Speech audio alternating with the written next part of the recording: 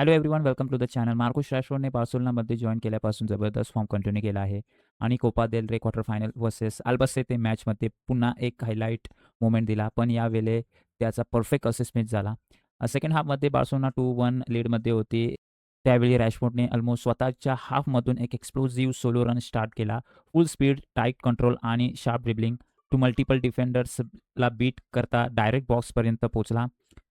त्याने एक perfect low cross बॉक्समध्ये टाकली. फार पोस्टवर डॅनी ऑल्मो टोटली फ्री होता. सिंपल टॅप इन चान्स होता, पण डॅनी ऑल्मोचा फिनिश स्कफ झाला आणि शुअर गोल मिस झाला. रॅशफोर्डचा एक वर्ल्ड क्लास असिस्ट डिनाय झाला. मॅच ओव्हरव्ह्यू बघितला तर बार्सेलोनाने hard fought away win secure केला. 39 मिनिटला यमालने ओपनिंग गोल केला. सेकंड हाफमध्ये रोनाल्ड अराहोने रॅशफोर्डच्या कॉर्नरवर पॉवरफुल हेडर मारून सेकंड गोल केला. एंड मोमेंटमध्ये अल्बासेतेने जावी मोरेनोच्या गोलमुळे प्रेशर क्रिएट केला. स्टॉपेज टाईममध्ये इक्वलायझर ऑलमोस्ट झाला असता, पण गोल लाईन क्लिअरन्समुळे बार्सेलोना वाचली.